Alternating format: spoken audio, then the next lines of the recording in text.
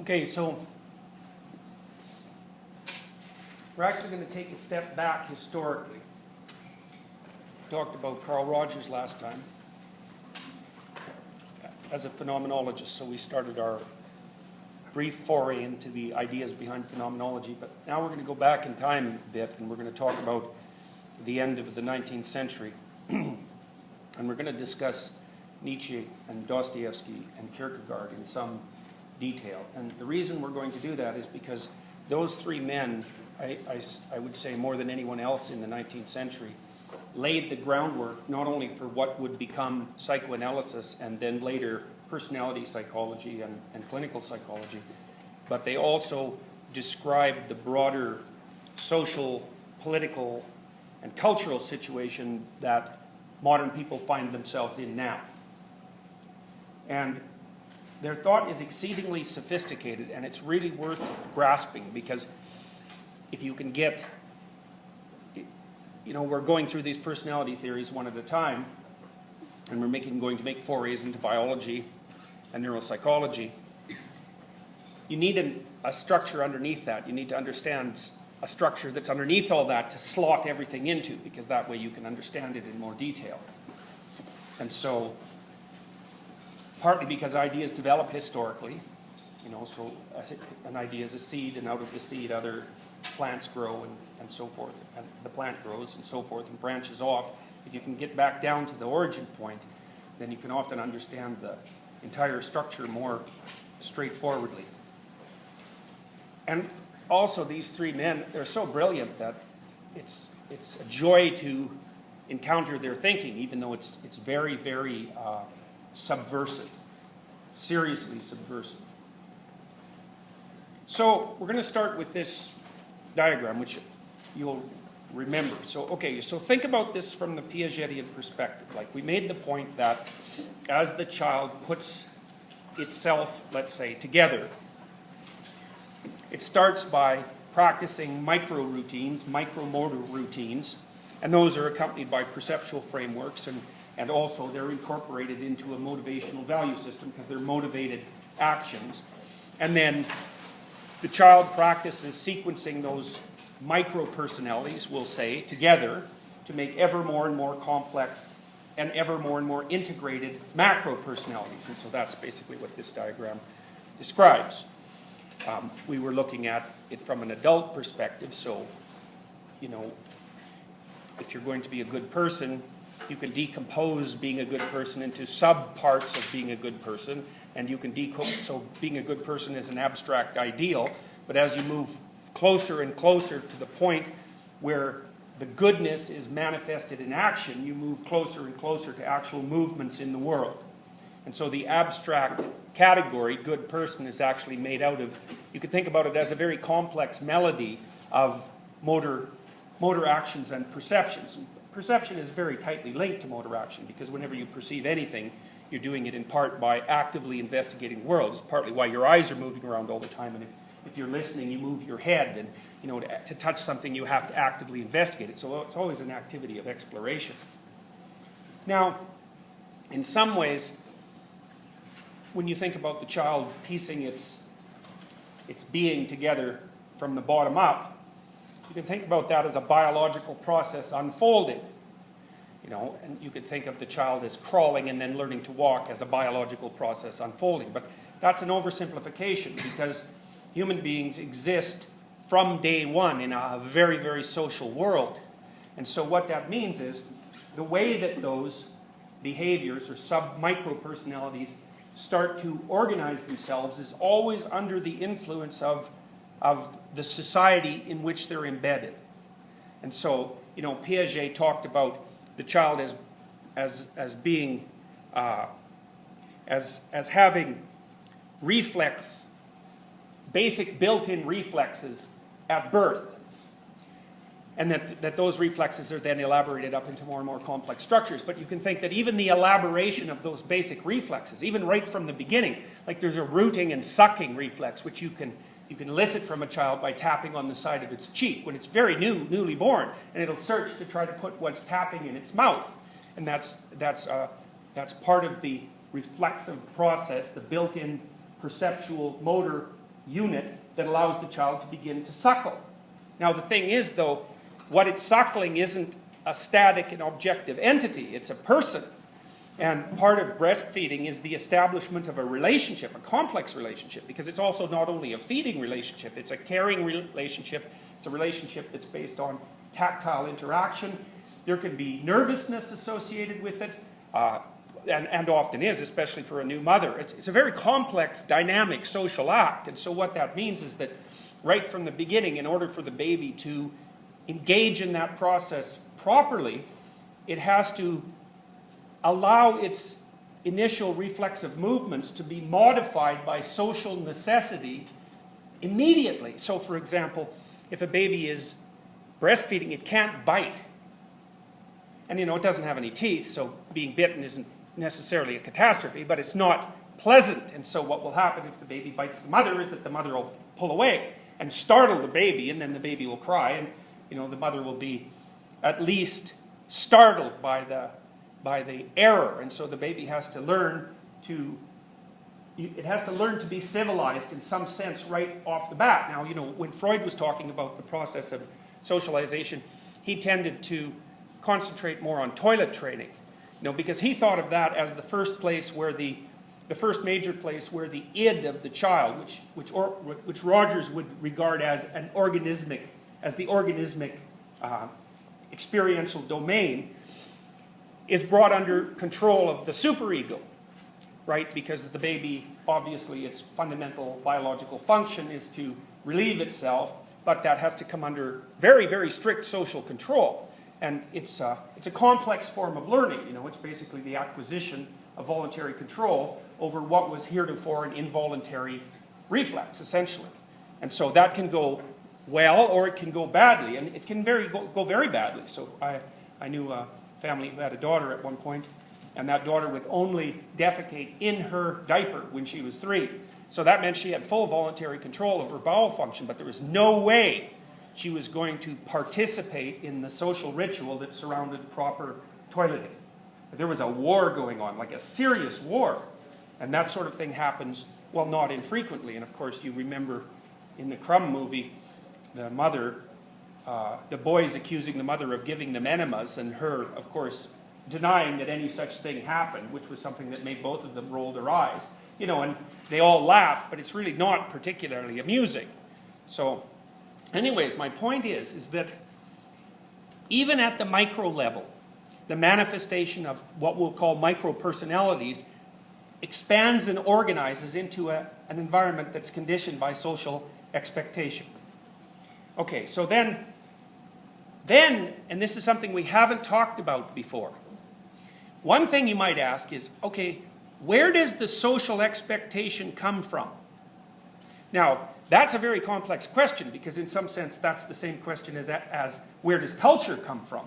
And that's partly a complex question because you have to take into account evolutionary history, which provides the substrata for the development of culture, so that would be human biology. You have to take that into account. And then you have to take human history into account, and where what you don't have to take into account is not clear, right? Because it's very difficult to track the origins of the social routines that make up the fundamental social contract. We know how to behave properly, roughly speaking. We have a set of expectations and a set of wants about the way that other people are going to behave with regards to us, and they return the favor. And everyone is participating in this, and everybody basically knows it, unless they're very poorly socialized. And you can usually tell that right away.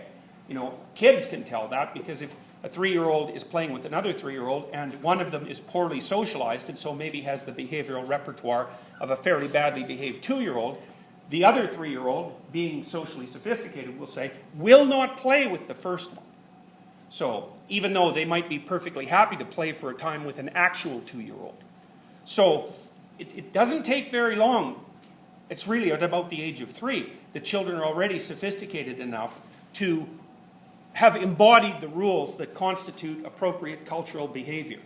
And those rules, or they're patterns actually, they're not exactly rules for the child, because the child couldn't explicitly state them, but they can act them out. Now you remember, Piaget talked about this a fair bit, right? Because he said that part of the way that the slightly larger micro-personalities, say of a 2-year-old, are integrated into the broader social world is through games that are played with peers and with older children. And the games are ways that, like a game is fundamentally a negotiated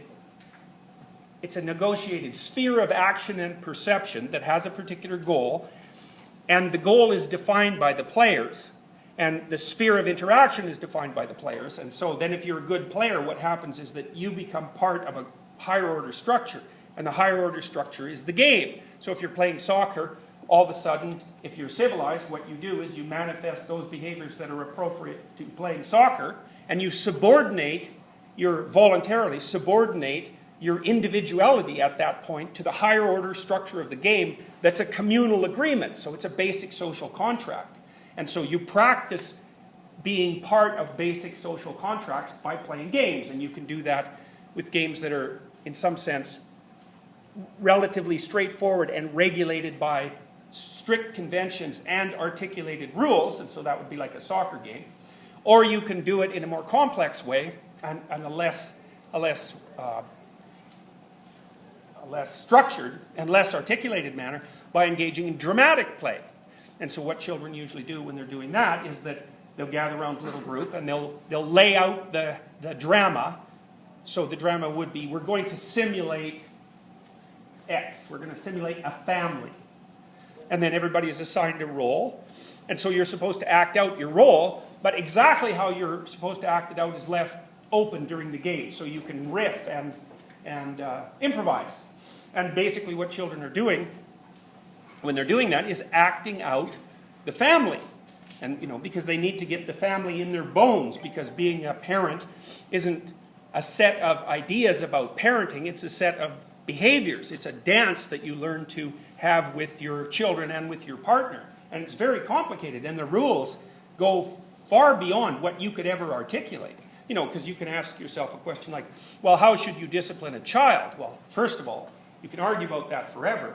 But second of all, you cannot actually elaborate a set of principles that will guide your behavior in every situation where a child is likely to disrupt the social circumstance. So you have to be smarter than you can say in order to be good at doing something as complicated as disciplining a child. Because discipline also means encouraging, right? Because part of discipline is, well, you shouldn't do those things, but another part of it is you should definitely do more of those things. And so it's the inculcation of a moral code, and a lot of that's done through nonverbal behavior and through providing a role model for spontaneous imitation and all sorts of things that aren't verbal. Okay, now, so Piaget talked about the game, and then you could think that games become more and more complex and more abstract and more like real life as you mature, until maybe the games transform into what sociologists would refer to as roles. So the role you're playing at the moment, at least in principle, is student. And, it's a game, and it's a game because it's a fiction in some sense. It's a fiction, it's a dramatic fiction in some sense. The only reason that it exists as a role is because society is structured in such a way that enables you to do what you're doing and to live at the same time. So it's not exactly adaptation to the normal, to the natural world in any sense of the word, but it's also real life, or maybe it's almost as close to real life as you ever get, because almost everything that modern people do, and maybe this is true for a long time into the past, is game-like in its structure. So the games just get more and more. They're more and more encompassing in some sense, but you can almost say that it never comes to the point where what you're doing is no longer playing a game. Now that's a bit of an oversimplification, but because there are games and metagames, but we won't talk about the metagames at the moment. Okay, so now you can understand sort of some of the lower order games, and you can even understand some of the higher order roles. Like you could basically articulate in some sense what it means to be a student. But if you go up the hierarchy, because good person, a subset of good person could be good student, you can kind of articulate what it means to be a good student, although you can't fully articulate it. But if you go at levels above that, like be a good citizen or be a good person, it gets more and more difficult to fully articulate, because of course it's more and more abstract, and it encompasses more and more territory. And so by the time you're at the top of the hierarchy, so to speak, be a good person, well, it's a much more complex phenomena than you can articulate. It can't be fully articulated. Now, I want to read you something that Nietzsche said.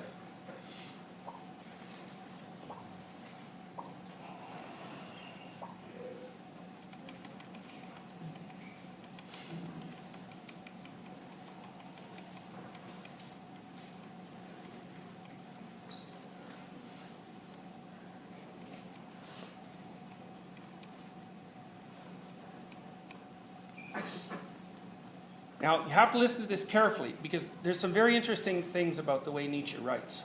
He writes aphoristically, and an aphorism is a short statement, often only a sentence, but more typically a paragraph, that's very, very densely packed with ideas. And I think you could say in some sense that if you read Nietzsche, the stuff that I'm going to read you right now is from Beyond Good and Evil, that every single sentence has an idea in it. And it's often an original idea. And that's a remarkable accomplishment. I mean, I've often gone through books and marked, I usually fold the top of the page over, marked where I think there's an idea worth keeping. It's an idea I haven't run into before, so it's an original idea. And I would say in the typical book I read, there's none of them. There might be one or two. But with Nietzsche, there's probably 20 on a page. And so it makes it's he's packed a tremendous amount of information into a very, very small space. And one of the things, and he tried to do that, and there was a bunch of reasons. One was his health wasn't very good, although he was an early stage genius. He was a full professor in Germany, I think when he was 22 or 23, which is impossible, because you don't become a full professor, especially 130 years ago, 140 years ago, in a German university, at the age of 23. It just isn't possible. But he was a spectacular genius. But his health failed him, and so he had a very difficult time writing. And so what he did was spend an awful lot of time thinking and a very short period of time writing. And so what that meant was that he would take a tremendous amount of thought, genius-level thought, and then compress it into like a single sentence or a single paragraph. And he said that he liked to philosophize with a hammer. And in some sense, you know, Matt, you know that hierarchy that I just showed you. You know, we talked about the idea that if you hit something disruptive in your life, that the magnitude of your response is proportionate to the elevation of the level, right? It's much more damaging to be accused of being a bad person, you know, seriously, than it is for someone to complain about, you know, which side of the plate you happen to put the fork on. So, and I think you can say that you can sort of think of those nested hierarchies of value as nested hierarchies of, they're almost like maps in a sense. They're little units of ways that you know how to maneuver in the world. And what that means is that as you go up the hierarchy, the map is larger and larger and more comprehensive. And so if you blow out someone's map of like which fork to put on the table, that's not so bad. They can just rectify that in no time flat. It leaves 99.99% of their personality intact. But if you fail a crucial exam, for example, and part of the reason that you're a student is because you want to go to medical school, you know, that'll blow out like 50 or 60% of your personality, or at least it'll feel that way. And that's because what's happening is that the structure that you use to regulate the relationship between you and the world has become damaged at a high level, and that invalidates, like if you're not a student, if you're not a good student anymore, then all of the sub-factors that make up being a good student might be invalid. And you know, you might have put a lot of effort into being a good student. And so if all of a sudden you're not that, you have to ask yourself, well, what exactly am I, and where are all the errors? And that's that's an extraordinarily difficult cognitive problem, because you've built that structure, who knows, you know, over what period of time. It might be 15 years or something like that, and you've been practicing building that structure. And it's a huge part of your identity, because someone might say, well, what are you even? And you'd say a student. You know, they might say, what do you do? But they could easily say, what are you? I'm a student. Well, if you're not a student, at least insofar as you define student, then just exactly what are you? All right. So Nietzsche, you know, when he packed a lot of information into a sentence or a paragraph, you have to be very careful reading him. And Jung is like this too, because he'll throw some information at you that's packed into a paragraph, and it'll be the kind of information that disrupts high-level structures. You won't even notice it, and it's because he's so subversive. And he wanted to do that. It was an aim of his. He had his reasons to do it. He would say that you have to be broken down to nothing before you can be rebuilt. So it's like a trip to the underworld thing. So, and I suppose in many ways that's what philosophy is. You know, you don't learn a new principle without allowing old principles to disappear, because you can't have the new principle and the old principle at the same time. So almost always any radical learning involves the destruction of old habits and of action and perception. And that's a kind of death. Like it's an abstract death, you know. But that doesn't make it not painful. And the thing is, if the abstract death is of sufficient intensity, it can drive people to suicide, because they regard killing themselves as easier than making the reparation, you know, facing the anxiety and the suffering and going through the intolerably difficult task of retooling. They may well regard that as more emotionally threatening than death. And so, and that's not that rare, you know. I mean, suicide is rare, but it's not that rare. So, you know, and it's certainly a behavior that everyone is, I suspect everyone here has known someone who was touched by suicide in some way. You know, it might not be your family member, even your extended family member, but the probability that you know someone who committed suicide is extremely, extremely likely. So Nietzsche is a very dangerous thinker. The only person I know who kind of approaches him in that regard is Jung. And Jung is actually less troublesome, because a lot of what Dostoevsky offers is destruction. It's intelligent, brilliant destruction, but he doesn't really offer a solution. He sort of sketches out the possibilities of a solution, and he died young. And then, in many ways, what happened was that Jung picked up where Nietzsche left off and tried to solve the problems that Nietzsche left unsolved. So it was Nietzsche, for example, in some sense, along with Dostoevsky, who really definitively announced the death of God at the end of the 19th century. And that left people, in some ways, bereft of belief. And we're going to talk about why that's so important in a moment. What Jung was doing was trying to rescue the father from the underworld, in a sense. He tried to go back to the religious traditions that Nietzsche had described as fatally anachronistic and demolished by the claims of science. He attempted to go back to those religious traditions and reassess them from a psychological perspective, to pull back the necessary meaning that was embedded in them so that people could reunite with their culture and in principle not be so prone to pathological belief systems like ideology that tend to rush in where there's a gap. You know, and Nietzsche said very clearly, and Dostoevsky knew this as well, by the end of the 19th century, is that the death of God would mean that people would turn en masse to rationalistic ideologies, and that would be murderous. They knew that was coming, and that's an amazing prediction. It really is an amazing prediction. It just shows you how thoroughly they understood the structure. Okay, so I'm going to read you something by Nietzsche, and then we're going to return to the hierarchy so that you can kind of understand something deeper about the way the hierarchy is structured. Okay, now he's talking about philosophical ideas here, and he's actually talking about articulated ethics. So one way that you might think about philosophy is that philosophers originate articulated moral principles. And that is often the way that people think about, especially moral philosophy. It's like, it's the philosophers who come up with the ideas. But that isn't what Nietzsche believed. Here's what he said instead. Separate philosophical ideas are not anything optional or autonomously evolving. They grow up in connection and relationship with each other.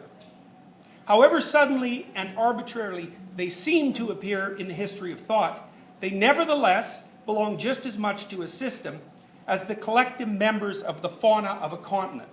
Okay, so it's a very interesting idea. So the first idea that he's putting forward is that the best way to think about a philosophical system, say a philosophical system of ethics, is as if its different statements are animals related to one another in an ecosystem. So he has a biological metaphor, in some sense, for for the emergence of a philosophical system. It's quite an interesting way of thinking, of course, and it makes sense because if a philosophical system of ethics, which is a philosophical system that tells you how and why you should behave a certain way, is about how you should act, and you're a biological being, then of course it only makes sense that the concepts themselves, which are guides to actions, can logically be considered biological entities. They're abstracted biological entities, but they still have the same nature as biological entities. And that means, according to Nietzsche, that they're subject to the same rules. Now, this is the sort of place where he foreshadows Freud deeply. So, Nietzsche says, they nevertheless belong just as much to a system as the collective members of the fauna of a continent. This is betrayed in the end by the circumstance. However unfailingly, the most diverse philosophers always fill in, again, a definite fundamental scheme of possible philosophies. Under an invisible spell, they always resolve once more in the same orbit. However independent of each other they may feel themselves with their critical or systematic wills.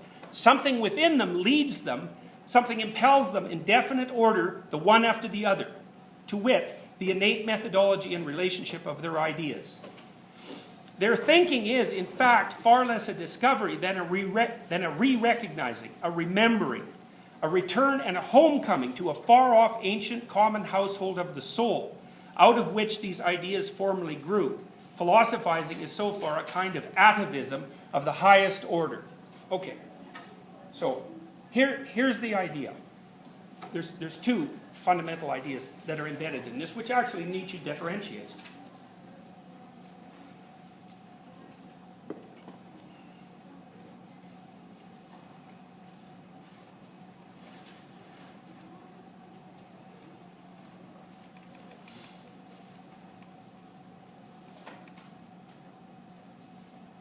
All right, I'm going to read you another section that illuminates the first one.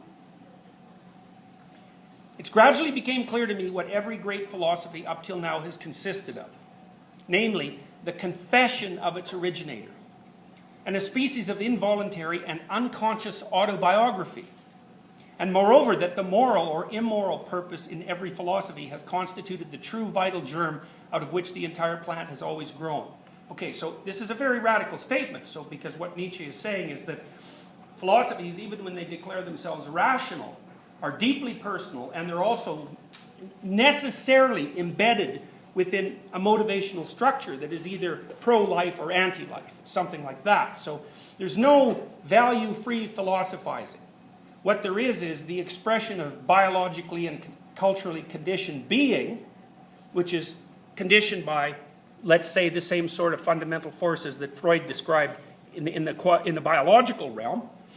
And then that's conditioned by the cultural processes that we just discussed in relationship to Piaget. And then what the philosopher does is observe that all of those things are happening, allow that to be articulated, and confuse that with his own thought. It's a brilliant idea. Now, here's a way of thinking about it. Now, one of the things Piaget said was that once children start to play games, when they're young, collective games, you can watch the children play the collective games, like maybe 8 kids are playing marbles or something like that. And then you can take the young kids out of the game and you can ask them what the rules are.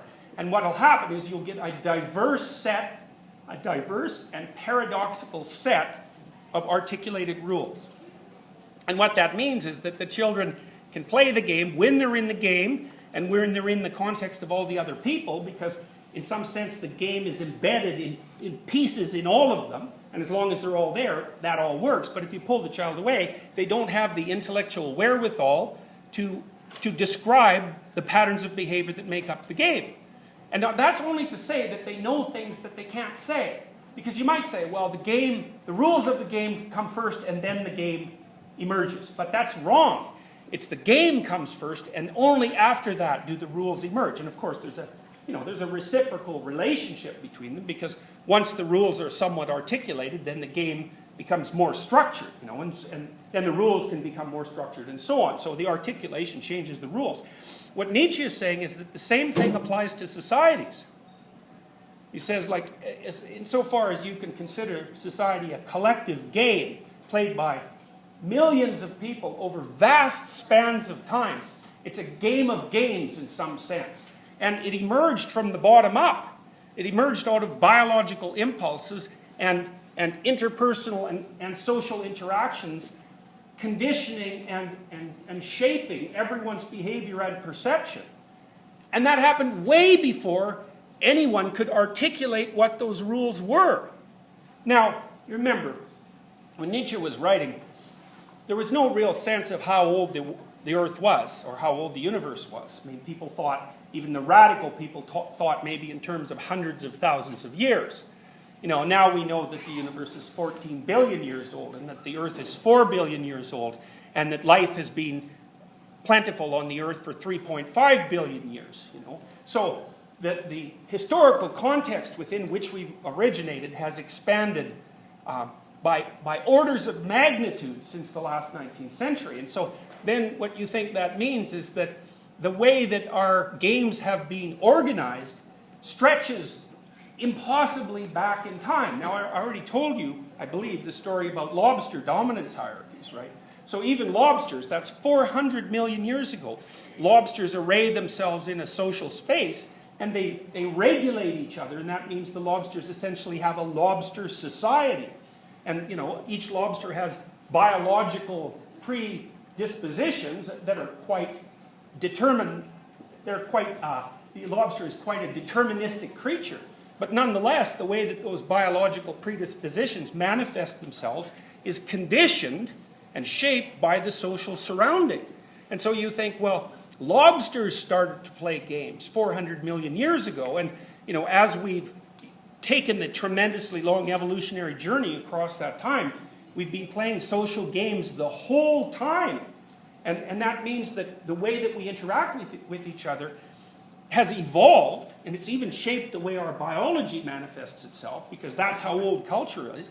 And then out of that, as we became more capable of abstraction, and maybe that's, you know, that's something that really took off probably 7 million years ago, with modern human beings emerging about 150,000 years ago, because we separated from the common ancestor of human beings and chimpanzees about 7 million years ago. You can tell that by doing analysis of genetic differences. So the brain expanded very rapidly after that point, and our culture became more and more conscious and articulated and complex and larger and more technological. You know, so it became, in some ways, more dependent on social norms and less dependent on deterministic biological predispositions. But we've still been doing that for a very long time. There's good evidence that, you know, we started using fire about 2 million years ago. And forgive me if I've told you this already, but, you know, if you look at a human being and you look at a chimpanzee, there's a bunch of things you see that are very different morphologically. The chimp is much shorter, much wider, and way more powerful. So like a normal male chimp is about 6 times as strong as the strongest Olympic athlete. So don't mess with chimps. They'll tear you apart. They're really, really strong and dangerous. So, but the chimp is shaped sort of like this. You know, they have a huge gastrointestinal system, roughly speaking. And the reason for that is mostly what they eat is leaves, and leaves have no caloric content, and so they have to eat immense numbers of leaves, and leaves are hard to digest, so they have to chew them like mad. So the typical chimp sits around 8 hours a day chewing. And then they have this tremendously long gastrointestinal system because it takes that long to extract any nutrients out of leaves. Well, we circumvented that, man, as soon as we invented fire, and fire allowed us to outsource our digestion. Because if you cook most things, vegetables, but more importantly meat, if you cook them, they become much more bioavailable, and it takes much less energy to digest them. So that way you can shrink your gut and grow your brain. And so that's apparently what we did, because here we are, you know, relatively slim, at least compared to chimpanzees. And so fire popped up 2 million years ago. It's a real cultural revolution. But, you know, that's so old, that cultural revolution, that it completely reshaped our bodies. And so this interplay between biology and culture has been going on for an unimaginably long period of time. And it conditions everything we do. Now, here's a complicated idea.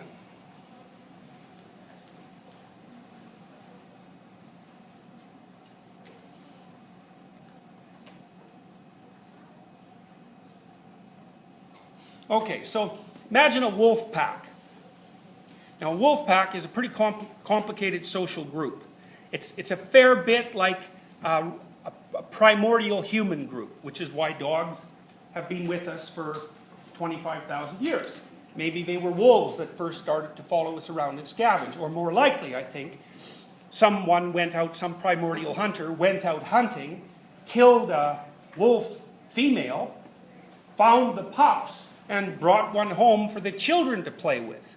You know, and that was the origin of the dog. I think it was something like that, because dogs are basically genetically identical with wolves.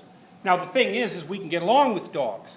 And the reason we can get along with dogs is because dogs have a social organization, you could call it a dominance hierarchy, that's a fair bit like the human social organization. And so you can see that part of what it means to be human is the same thing that it means to be a pack animal, like a dog. Or a pack animal like our domesticated animals, like horses and cows, for example, which we can domesticate partly because they're social. So some of the structure of our social organization is the same sort of structure that an animal dominance hierarchy has, like a chimpanzee dominance hierarchy, for example.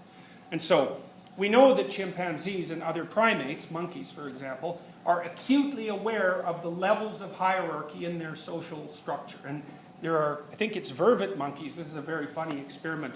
So imagine that the top vervet monkeys are like celebrity monkeys, you know, and the bottom vervet monkeys are like, you know, dissolute street people. And so then you take some pictures of dissolute street people who are just at the bottom of the hierarchy, and you take some pictures of celebrities, and you show pictures to a human audience, and the human audience will look at the celebrities longer.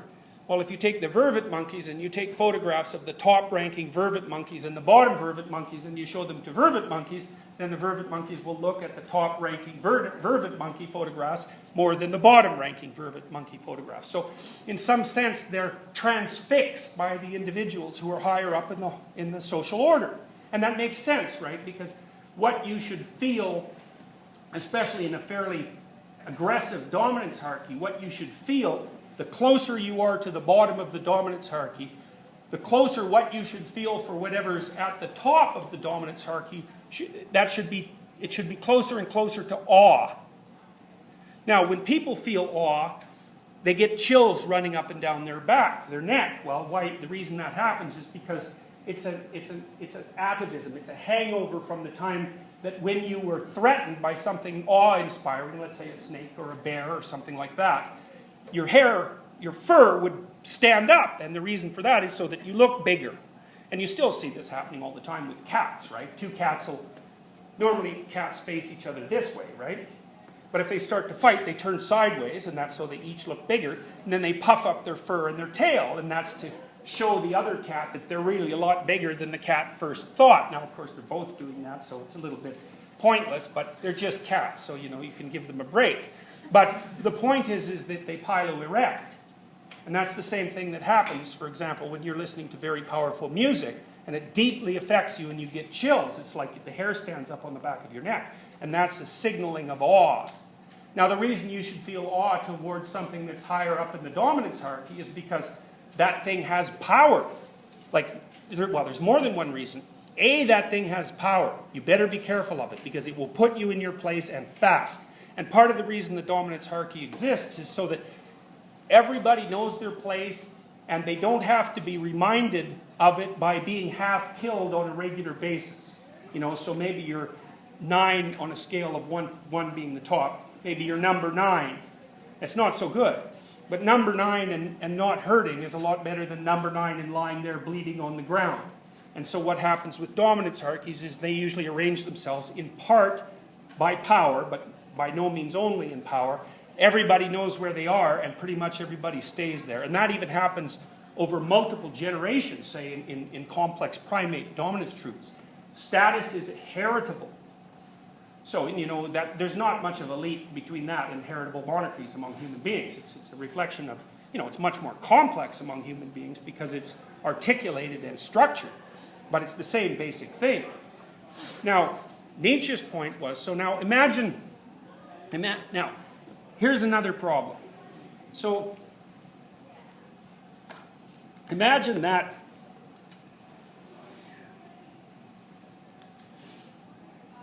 Okay, so you've got a dominance hierarchy, and it's fairly stable. And one of the things you want to do is climb to the top of the dominance hierarchy. And the reason you want to do that, there's all sorts of reasons. High quality mates, that's the primary reason. That's particularly true in humans if you're male.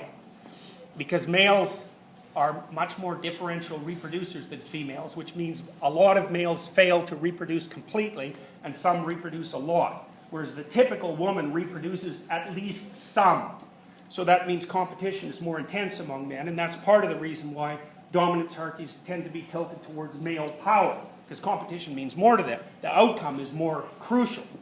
So, now part of what happens is that as people compete within the dominance hierarchy, what they're doing is to try to figure out who it is that is fit to be on top. Now, you might think that that's a matter of power. You know, in fact, your basic lefty social constructionists would have you believe that that was all there is to it, is that the whole dominance hierarchy is nothing but a power system, and the people on top are there because they have power. And what's there is power, and by that they mean the ability to enforce their will on other people. Well, that's a dopey theory. And the reason for that is that it's unidimensional. You know, we know that people are multifaceted. There's no single motivation that's king. You know, for Freud it was sex and aggression. And like if you're going to come up with a couple of potent candidates, those are two. But there's lots of other ones. People are playful, and play is a primary biological circuit. You know, we suffer. We're hungry. We're thirsty. We're affiliative.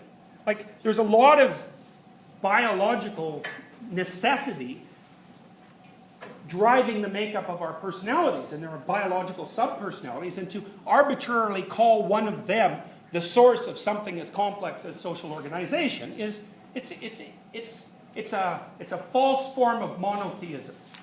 It's a crazy idea, and it's the kind of idea that only people who really don't like to think would have.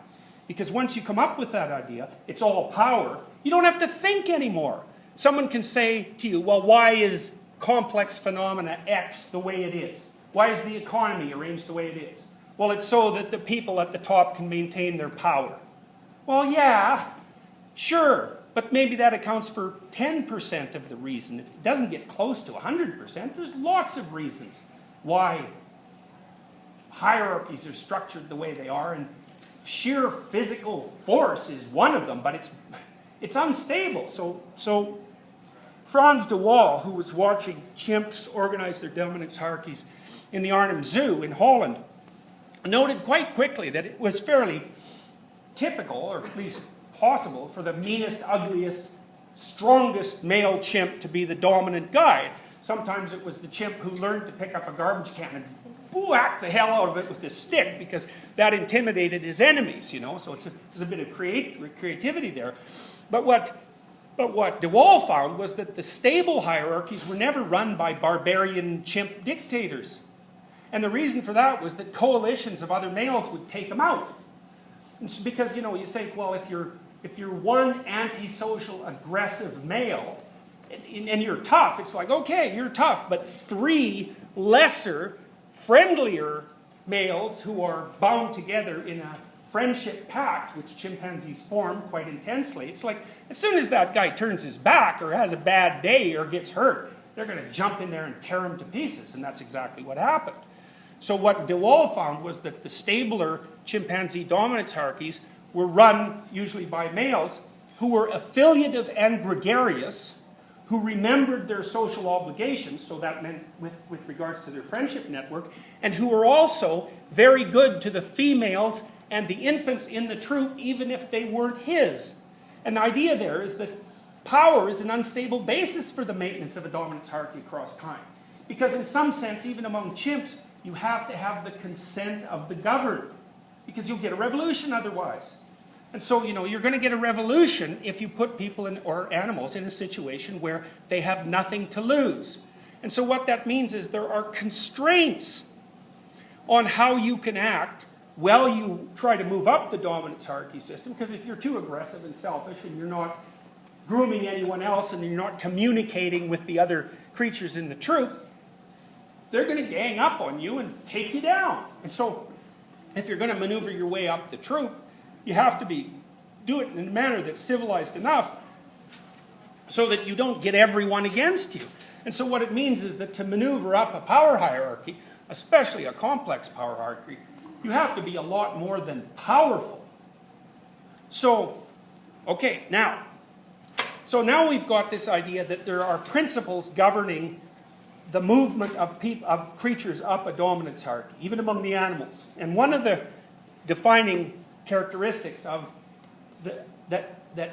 one of the characteristics that necessity makes delimit that process is that over time, the troop can't let anybody climb the dominance hierarchy who will destabilize the whole dominance hierarchy. Because then that's it. Game over.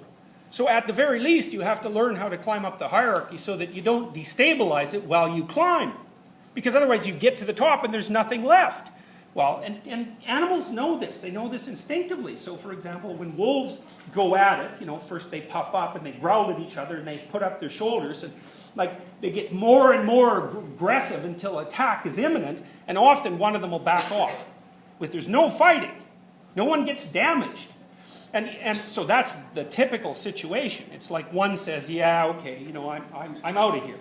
And God only knows why that is. Often I suspect the wolf with the higher serotonin level wins because it has less negative emotion. And serotonin levels go up as you move up the dominance hierarchy. Now and then they'll go into, they'll actually have a fight, but the fight usually doesn't last very long. And then the loser will roll over, show its throat to the winner, which is quite a behavior because wolves tear the throats out of their prey. And the top wolf will back off. And you think about it, that's unbelievably sophisticated morality. There's echoes in there of the New Testament injunction to love your enemy, because that's exactly what the wolf is doing. And it doesn't know this because it can't articulate the rule. But what it's doing is acting as if even the thing that attacked you is valuable in its own right if it's part of your troop.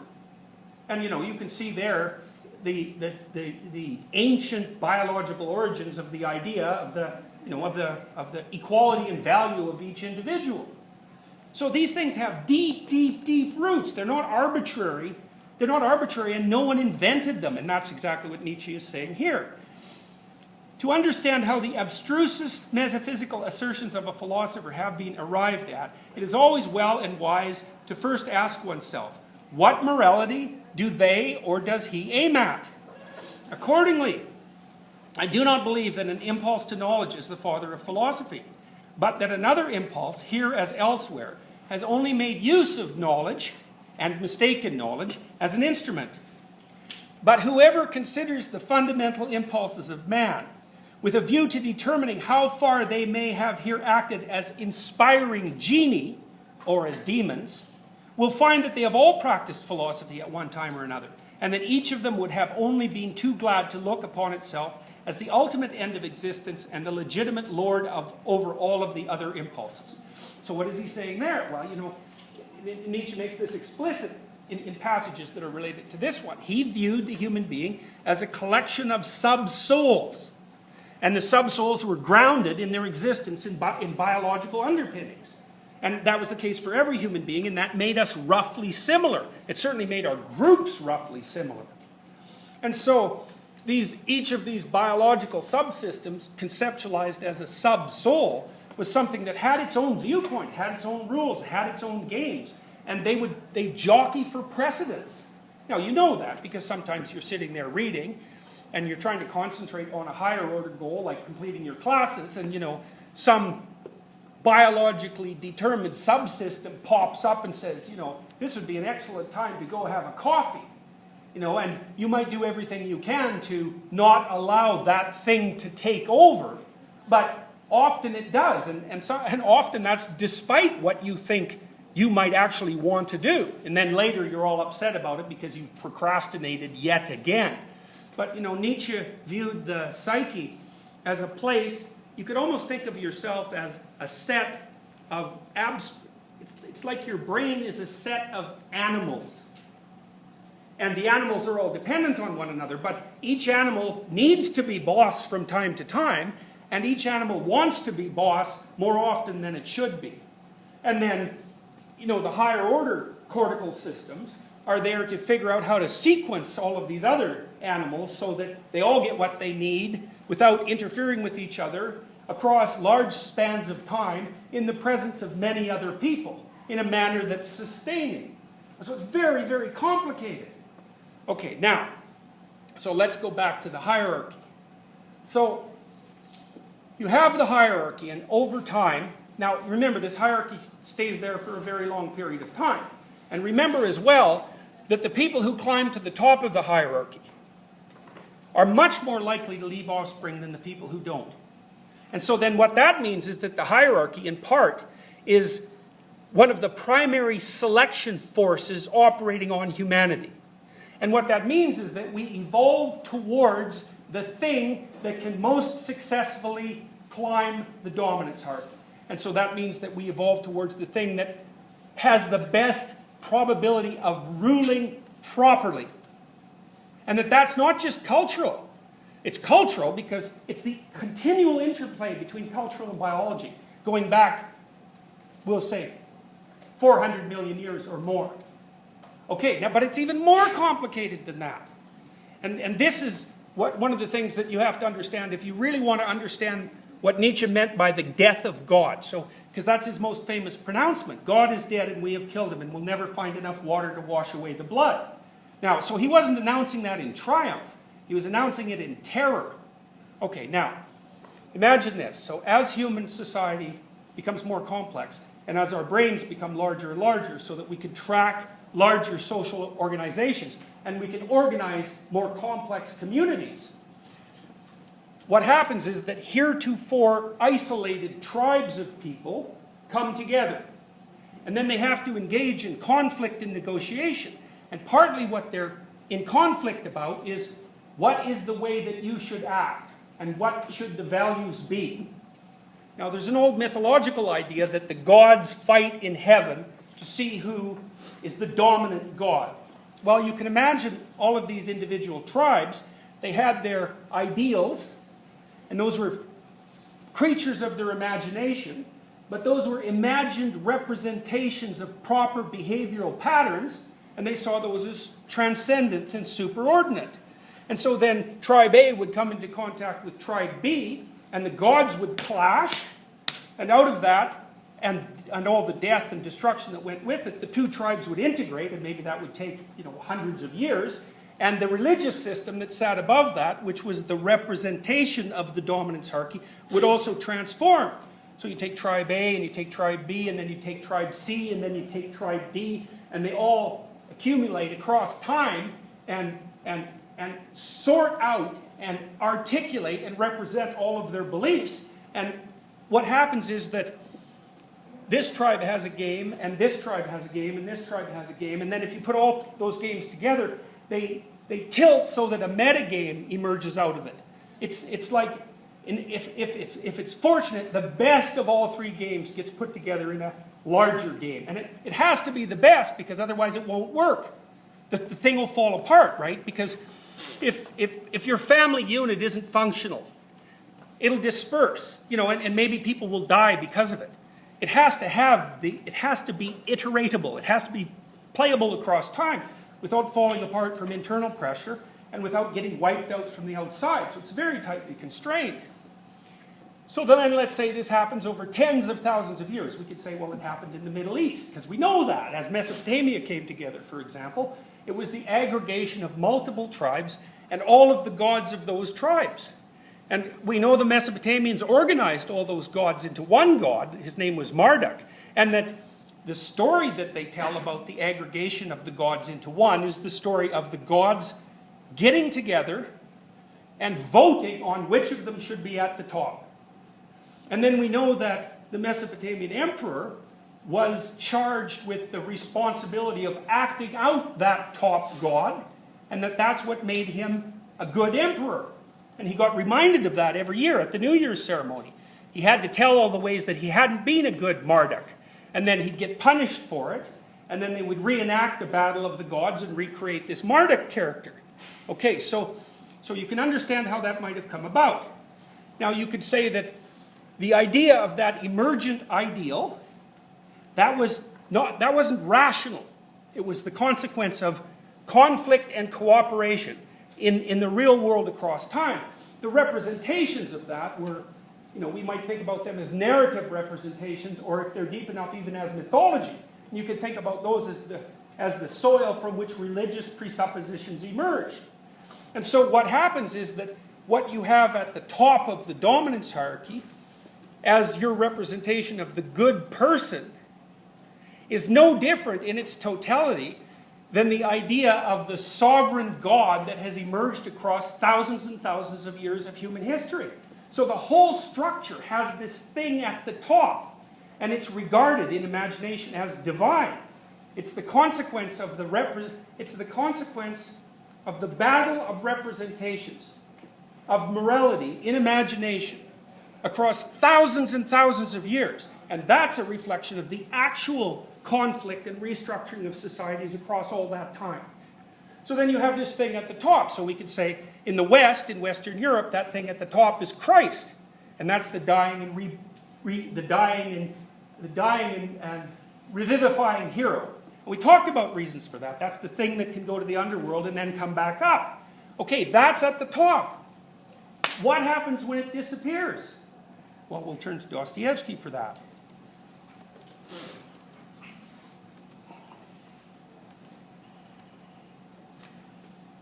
This is from Notes from Underground. So this is someone who's in the underground. And that's where you go when your value systems collapse. I'm a sick man. I'm a spiteful man. I'm an unattractive man. I believe my liver is diseased. However, I know nothing at all about my disease and do not know for certain what ails me. I don't consult a doctor for it and never have, although I have a respect for medicine and doctors. Besides, I'm extremely superstitious, sufficiently so to respect medicine anyway. I am well educated enough not to be superstitious, but I am superstitious. No, I refuse to consult a doctor from spite. That you will probably not understand. Well, I understand it, though. Of course, I can't explain who it is precisely that I'm mortifying, in this case by my spite. I'm perfectly well aware that I cannot pay out the doctors and extract revenge by not consulting them. I know better than anyone that by all this I'm only injuring myself and no one else. But still, if I don't consult a doctor, it's from spite. My liver is bad. Well, let it get worse. Now, he's a civil servant. A low-ranking civil servant. And he's retired because he got a little bit of inheritance. He says, when petitioners used to come for information to the table at which I sat, I used to grind my teeth at them. And I felt intense enjoyment when I succeeded in making anybody unhappy. I almost always succeeded. For the most part, they were all timid people. Of course, they were petitioners. But you know, gentlemen, what was the chief point about my spite? Well, the whole point, the real sting of it lay in the fact that continually, even in the moment of the acutest spleen, I was inwardly conscious with shame that I was not only not spiteful, but not even embittered, and that I was simply scaring sparrows at random and amusing myself by it. I was lying when I just said now that I was a spiteful official. I was lying from spite. I was simply amusing myself with the petitioners and with the officer, and in reality I never could become spiteful. I was conscious every moment in myself of many, very many elements absolutely opposite to that. I felt them positively swarming in me, these opposite elements. I knew that they had been swarming in me my whole life and craving some outlet from me, but I would not let them out. Would not let them purposefully would not let them out. They tormented me until I was ashamed. They drove me to convulsions and sickened me at last. At last, how they sickened me. Now, you're not fancying, gentlemen, that I am expressing remorse for something now, that I'm asking your forgiveness for something. I'm sure you're fancying that. However, I assure you I do not care if you are. It was not only that I could not become spiteful, I did not know how to become anything, neither spiteful nor kind, neither a rascal nor an honest man, neither a hero nor an insect. Now I'm living my life out in my corner, taunting myself with the spiteless and useless consolation that an intelligent man cannot become anything seriously. And it's only the fool who becomes anything.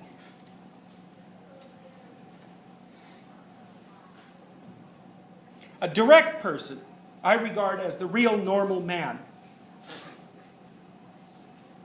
As his tender Mother Nature wished to see him, when she graciously brought him into being on the earth. I envy such a man till I'm green in the face. He's stupid. I'm not disputing that. But perhaps the normal man should be stupid. How do you know? Perhaps it's very beautiful, in fact. And I am the more persuaded of that suspicion, if one can call it so, by the fact that you take, for instance, the antithesis of the normal man, that is, the man of acute self-consciousness, who has come, of course, not out of the lap of nature, but out of a retort. This is also almost mysticism, gentlemen. But I suspect this, too.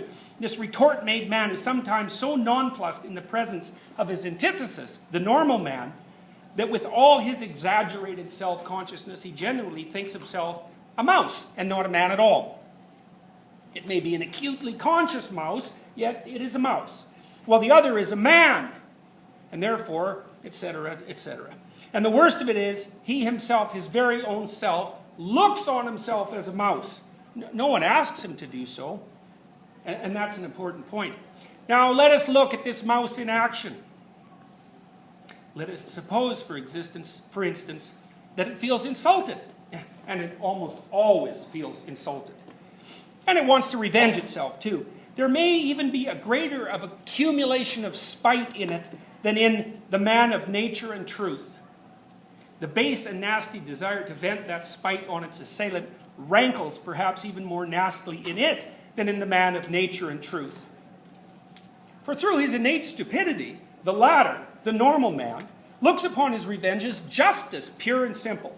Well, in consequence of his acute self-consciousness, the mouse does not believe in any justice of it at all.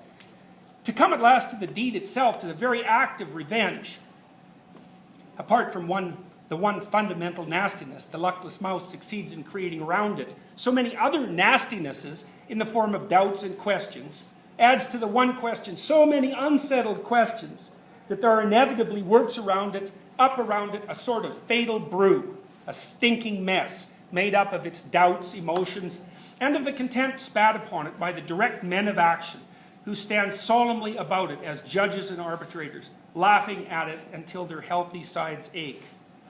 Of course, the only thing left for it is to dismiss all that with a wave of its paw and with a smile of assumed contempt in which it does not even itself believe, and creep ignominiously into its mouse hole. There, in its nasty, stinking, underground home, our insulted, crushed, and ridiculed mouse promptly becomes absorbed in cold, malignant, and above all, everlasting spite. For 40 years together, it will remember its injury down to the smallest, most ignominious details, and every time will add of itself details still more ignominious, spitefully teasing and tormenting itself with its own imagination. It will be ashamed of its imaginings, yet it will recall it all. It will go over and over every detail. It will invent unheard of things against itself, pretending that those things might have happened, and will forgive nothing.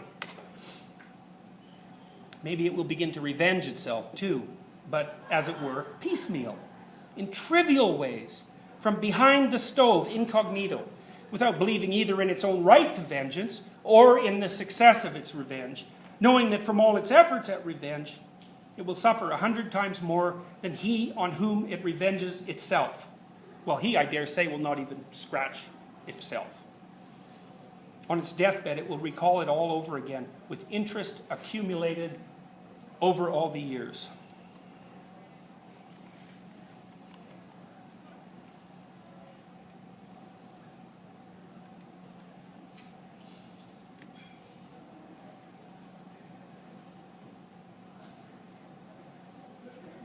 Now, the idea that Nietzsche and Dostoevsky were developing was that the dawning consciousness in Western society of the mythological substructure of the value system and the impossibility of conceptualizing that or proving the validity of its structure from scientific means, doomed the people who were encapsulated in that system to formal disbelief in it.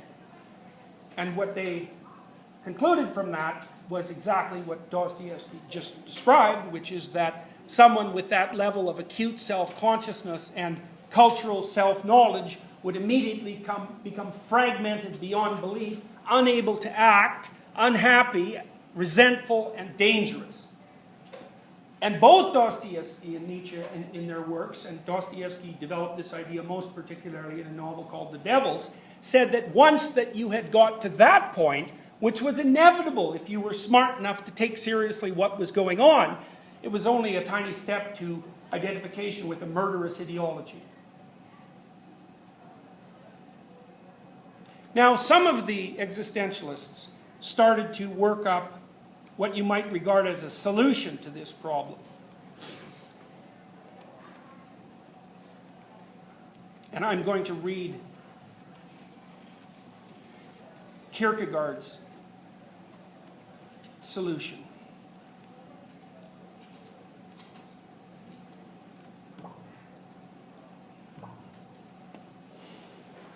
It is now, Kierkegaard was a Danish existential philosopher, and he lived earlier than Nietzsche. And he was, in some sense, you might think about him as the first modern psychologist. He was the first person to conceptualize, for example, of the separate entity of anxiety and despair.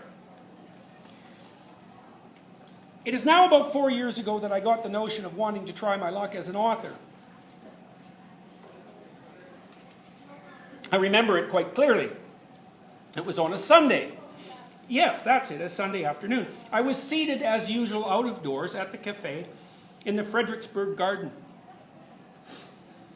I'd been a student for half a score of years. Although never lazy, all my activity nevertheless was like a glittering inactivity, a kind of occupation for which I still have a great partiality, and for which I perhaps even have a little genius.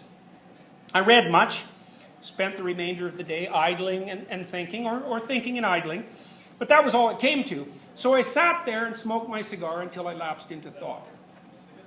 Among other thoughts, I remember these. You are going on, I said to myself, to become an old man, without being anything and without really undertaking to do anything. On the other hand, wherever you look around you in life, and in literature, you see the celebrated names and figures, the precious and much heralded men who are coming into prominence and who are much talked about. The many benefactors of the age who know how to benefit mankind by making life easier and easier. Some by railways, others by omnibuses and steamboats, others by telegraph, others by easily apprehended compendiums and short recitals of everything worth knowing. And finally, the true benefactors of the age who make spiritual existence easier and easier, yet more and more significant. And what are you doing? Here my soliloquy was interrupted, for my cigar was smoked out, and a new one had to be lit. So I smoked again. And then suddenly this thought flashed through my mind. You must do something. But inasmuch with your limited capacities, it will be impossible to make anything easier than it has become. You must, with the same humanitarian enthusiasm as the others, undertake to make something harder. This notion pleased me immensely, and at the same time it flattered me to think that I, like the rest of them, would be loved and esteemed by the whole community. For when all combine in every way to make everything easier, there remains only one possible danger, namely, that the ease becomes so great that it becomes altogether too great.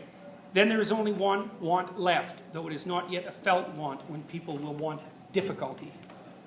Out of love for mankind and out of despair at my embarrassing situation, seeing that I had accomplished nothing and was unable to make anything easier than it already was, and moved by a genuine interest in those who make everything easy, I conceived it as my task to create difficulties everywhere.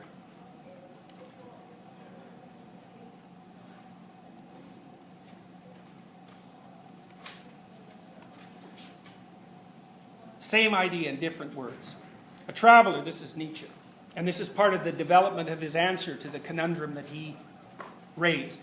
A traveler who had seen many countries and peoples and several continents was asked what human traits he had found everywhere. And he answered, men are inclined to laziness. Some will feel that he might have said with greater justice, they are all timid. They hide behind customs and opinions.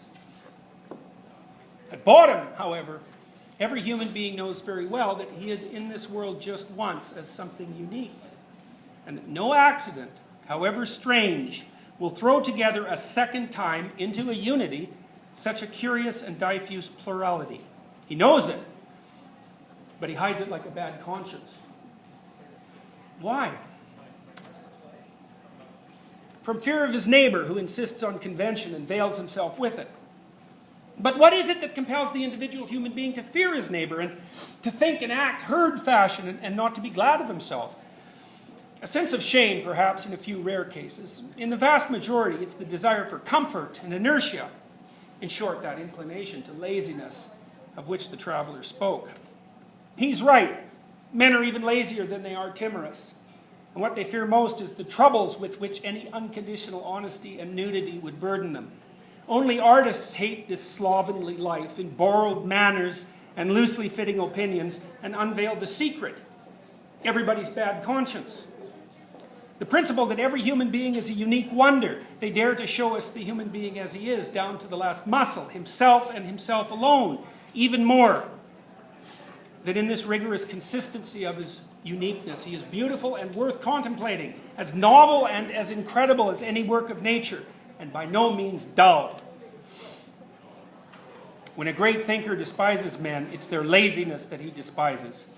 For it is on account of this that they have the appearance of factory products and seem indifferent and unworthy of companionship or instruction. The human being who does not wish to belong to the mass must merely cease being comfortable with himself. Let him follow his conscience, which shouts at him, "Be yourself." What you are at present doing, opining, and desiring, that's not really you.